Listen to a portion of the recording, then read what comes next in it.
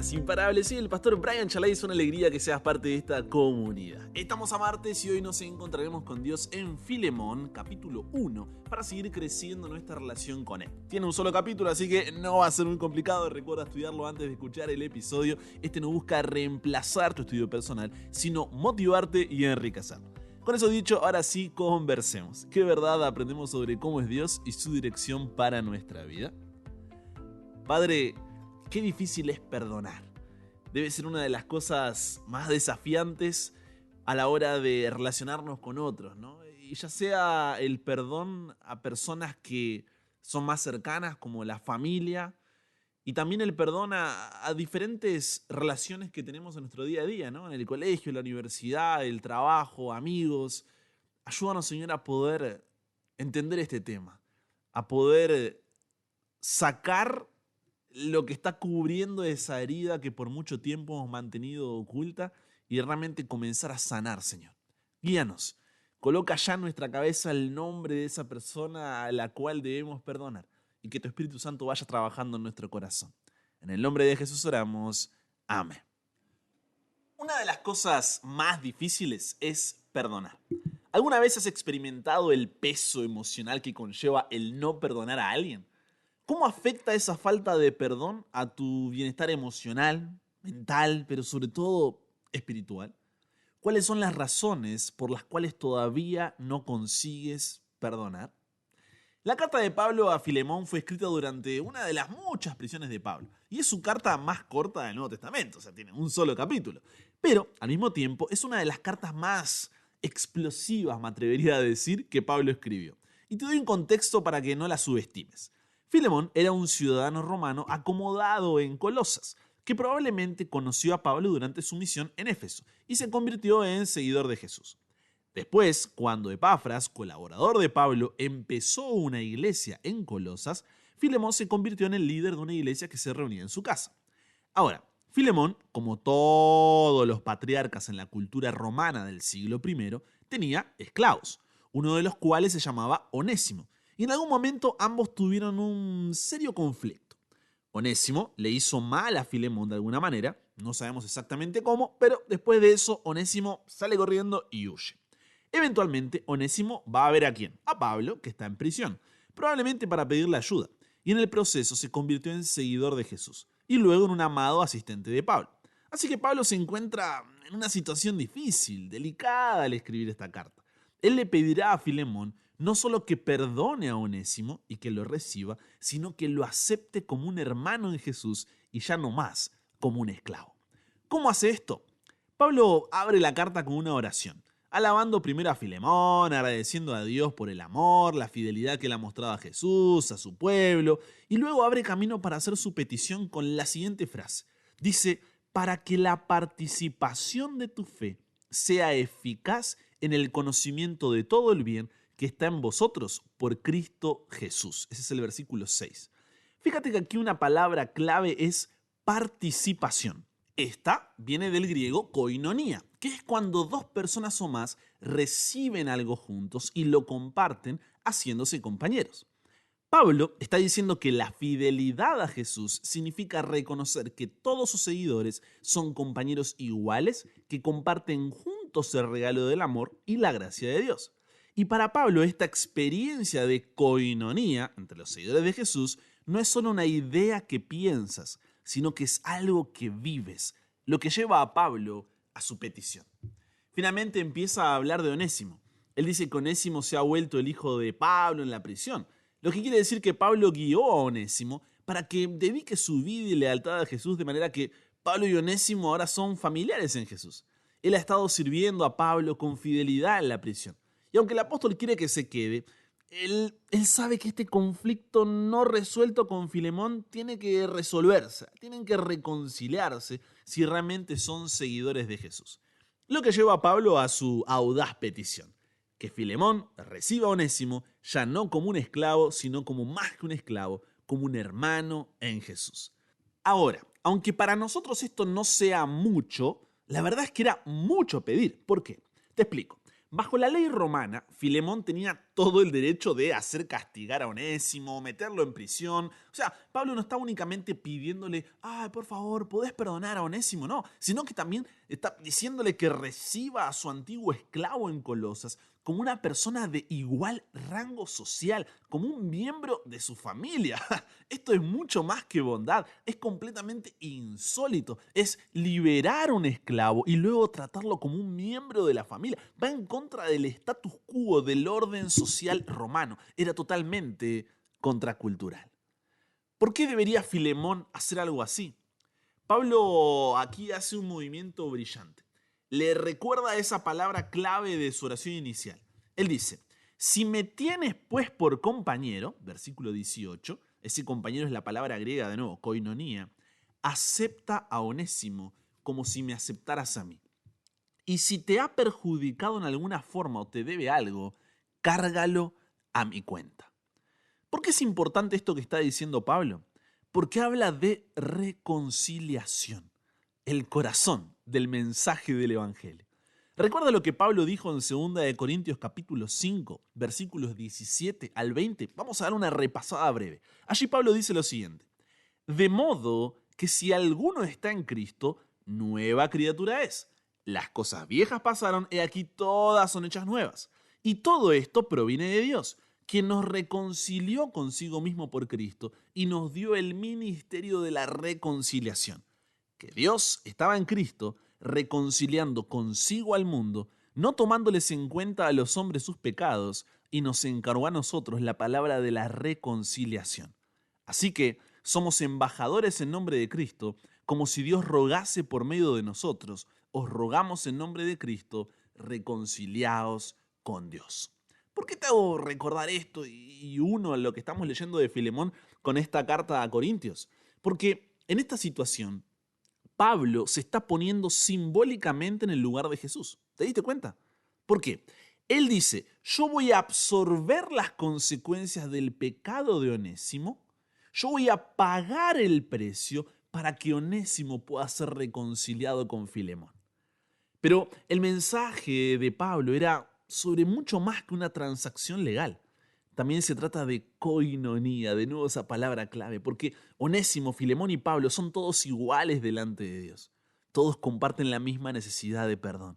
Así que la tierra es plana frente a la cruz, lo cual significa que Filemón y Onésimo ya no pueden relacionarse entre ellos como, yo soy superior a ti y tú eres inferior, como amo y esclavo. No, son familia, son hermanos en el Mesías. O como Pablo le dijo a Filemón y a toda la iglesia de Colosas, en Colosenses capítulo 3, versículo 11. En la nueva familia de Dios no hay griego ni judío, circunciso o incircunciso, extranjeros o incivilizados, esclavos o libres, sino que el Mesías es todo en todos.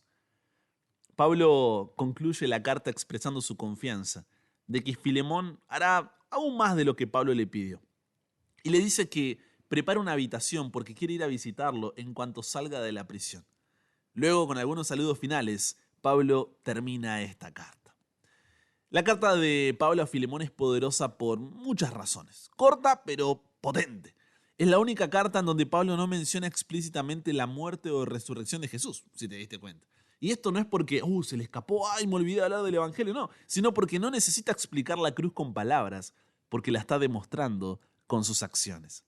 Pablo está encarnando el significado de la cruz. Él se ha convertido a sí mismo en el lugar donde Onésimo y Filemón son reconciliados con Dios y el uno con el otro. Así como Jesús nos permite reconciliarnos con el Padre y los unos con los otros. Qué difícil que es reparar las relaciones. Qué difícil que es perdonar, ¿cierto? Ahora, la pregunta que uno se hace, yendo a la práctica, ¿no? Al día a día, a nuestra propia situación es, ¿por qué debería perdonar? Todo bien con Filemón, todo bien con Onésimo, todo bien con Pablo, pero ¿y yo? ¿Por qué debería perdonar?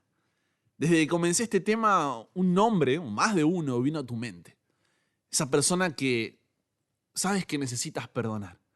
Hay una herida no curada y que por mucho tiempo la has venido alargando. Puede ser un padre, una madre, que debió haber estado para ti y no lo estuvo, que debió protegerte y no lo hizo, que debió estar orgulloso, orgullosa de ti y tampoco lo conseguiste. Y has crecido con ese resentimiento, ese rencor.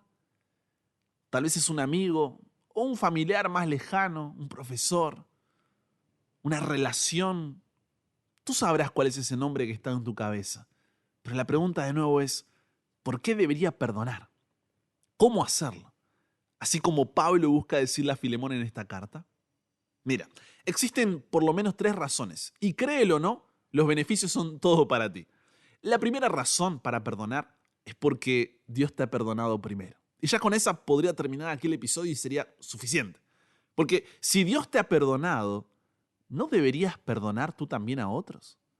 Así como lo vemos en la parábola de los 2 deudores, ubicada en Mateo 18, versículos 23 al 35, cuando recordamos lo mucho que Dios nos perdona, nos es mucho más fácil perdonar a los demás. ¿Sabes por qué?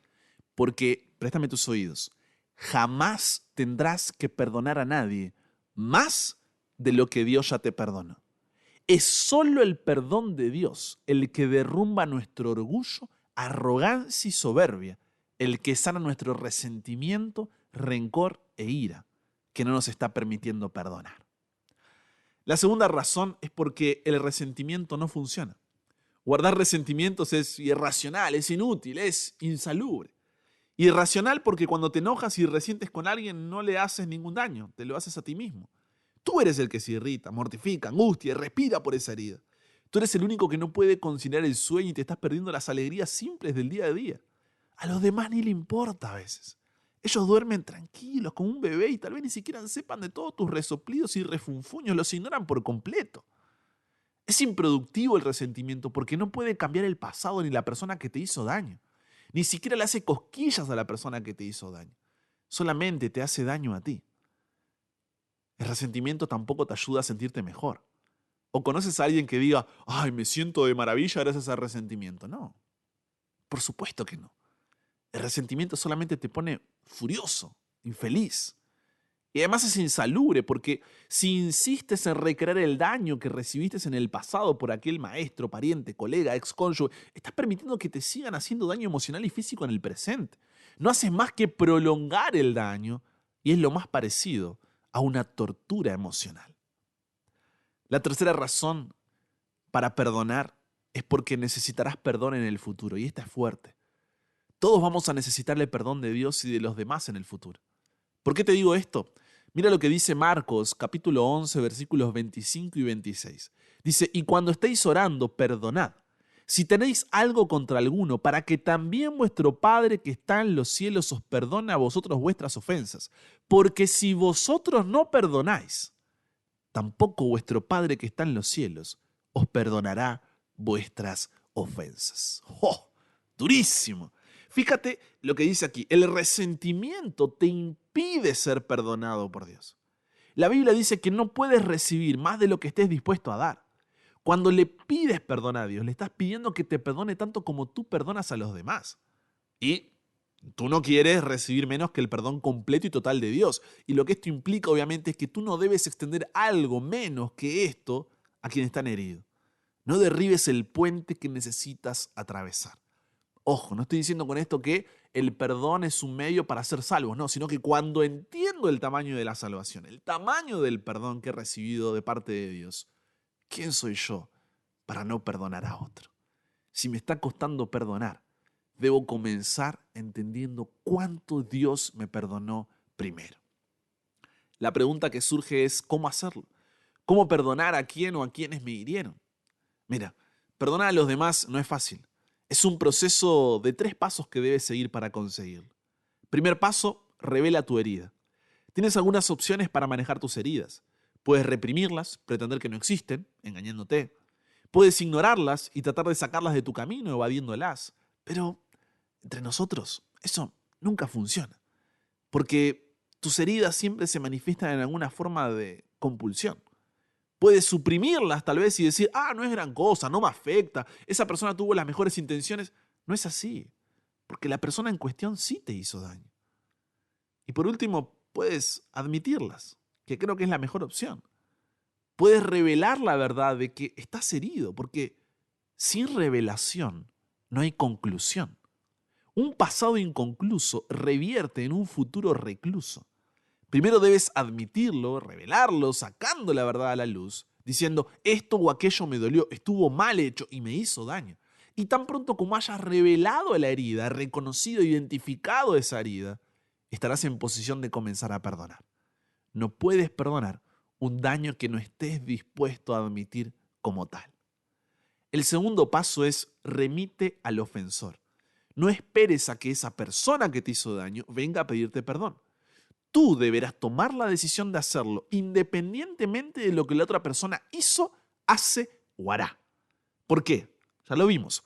Porque Dios te ha perdonado, porque el resentimiento no sirve y porque necesitarás perdón en el futuro. El perdón no es algo que se otorgue una vez solamente, como decir, bueno, te perdono, punto final, mira, ya me siento bien. No, no es así. Esos sentimientos de resentimiento van a volver una y otra vez. Y cada vez que lo hagan, vas a tener que perdonar de nuevo, afirmar esa decisión, hasta que sueltes por completo al ofensor. Así te toque hacerlo 70 veces 7. Y sabrás que pudiste hacerlo cuando puedas pensar en aquella persona sin sentir dolor. Lo sabrás cuando puedas interceder en oración por esa persona, pidiendo la bendición de Dios sobre su vida. Cuando logres empezar a ver y entender el dolor de él o que ella sienten, en lugar de enfocarte en cómo tú te sientes lastimado, recordando que quienes hieren son gente herida, todo empieza a cambiar. Tú perdonas y sigues perdonando hasta que los pensamientos de esa persona u ofensa no vengan acompañados de dolor. Tal vez no puedas olvidar por completo, pero puedes soltar al ofensor y así soltarte tú también. No siempre y en algunos casos ni siquiera es aconsejable ir personalmente a las personas que te hayan herido. Mucho más cuando hay abusos de por medio. Traer a colación heridas del pasado quizá a veces no sea productivo para ti, peligroso ni considerado para ellos. Pero por lo menos escríbelo o háblalo con alguien para poder soltar. Y el tercer paso es reemplaza tu herida con la paz de Dios. Al llegar a cierto punto, todo este perdón gratuito puede parecer algo injusto, ¿no? ¿Por qué voy a perdonarlo o a perdonarla después de lo que me hizo? Si perdono a esta persona y especialmente si perdono a mi ofensor sin que me pida perdón o sin nunca haberlo confrontado cara a cara, es como si se saliera con la suya y es injusto, puedes llegar a pensar. Yo fui el herido y la persona que me hirió no sufre las consecuencias. Necesitamos relajarnos y dejarle a Dios el ajuste de cuentas. Al fin y al cabo, Él lo puede hacer mucho mejor que tú, mucho mejor que yo. Mira lo que dice Romanos capítulo 14, versículos 10 al 12. Pero tú, ¿por qué juzgas a tu hermano? O tú también, ¿por qué menosprecias a tu hermano? Porque todos compareceremos ante el tribunal de Cristo, porque escrito está, vivo yo, dice el Señor, que ante mí se doblará toda rodilla y toda lengua confesará a Dios, de manera que cada uno de nosotros dará a Dios cuenta de sí. En otras palabras, Dios va a hacer justicia. Él va a poner todas las cosas en la balanza. Él va a conciliar los libros y un día Él va a tener la última palabra. Él se encargará de hacerlo. Él es el juez. Él es justo. Y cuando aprendamos a remitir nuestros ofensores y dejar que Dios se encargue del ajuste de cuentas, descubriremos la bendición más maravillosa, que es su paz. Porque entiendo que Dios es más justo que yo y Él se encargará de poder hacer lo que es correcto, de la forma y en el tiempo que sea correcto. Las relaciones pueden dejarnos el corazón hecho pedazos, pero Dios puede juntar y pegar todos los pedazos y empapar tu corazón con su paz, que no tiene ningún tipo de comparación, que sobrepasa todo entendimiento. Cuando perdonas a quienes te hacen daño, Dios queda en libertad de hacer los saneamientos que tu corazón necesita. Entonces piensa hoy en esa persona y comienza a orar. Ora por esa persona, ora diciéndole a Dios, Dios, tú sabes todo lo que tengo dentro, pero ayúdame a comenzar a perdonar. Revela tu herida, comienza a hablar del tema, comienza a remitir al ofensor, a soltarlo, y luego reemplaza tu herida con la paz de Dios, confiando en su justicia. ¿Será fácil? Para nada. Pero es parte de crecer, es parte de madurar. Y cuando más difícil sea, en lugar de mirar a la persona con lo que te hizo, en lugar de mirarte a ti con tu herida, mira a Jesús, porque solamente allí podrás dar el verdadero perdón. Conversamos con Dios sobre esto. Padre, Has revuelto muchas cosas en nuestro corazón y en nuestra cabeza. Danos paciencia a largo plazo para entender que esto es un proceso, pero perseverancia a corto plazo para cada día pedirte que nos ayudes a perdonar, para cada día afirmar esa decisión. Que podamos al mirar la cruz recordar que no estamos haciendo más de lo que tú ya hiciste primero por nosotros. Y mientras más comprendamos el tamaño, la inmensidad de tu perdón, más capaces seremos de extenderlo a los demás. Tú conoces la persona que ha estado en nuestra mente durante todo este episodio. La entregamos a ti, la colocamos en tus manos. Y que, al igual que Pablo, fue un agente de reconciliación entre Onésimo y Filemón, siendo un reflejo de la reconciliación que Jesús permite que podamos tener contigo, Padre. Que nosotros también podamos comenzar a perdonar, siempre mirando hacia la cruz. Nos entregamos hoy a ti, Señor. Cámbianos, renuévanos, transfórmanos, somos tuyos. En el nombre de Jesús oramos. Amén. Y con eso llegamos al final. Comparte con otros lo que aprendiste hoy. Súmate a la comunidad en WhatsApp totalmente gratis si todavía no lo has hecho, para recibir una notificación de tu celular cada mañana, escuchar los episodios sin conexión, tener material extra, hacer tus preguntas, acceder a contenido exclusivo y te espero en el siguiente para que nunca pares de aprender y nunca pares de crecer. ¿Por qué? Porque hasta el cielo no para.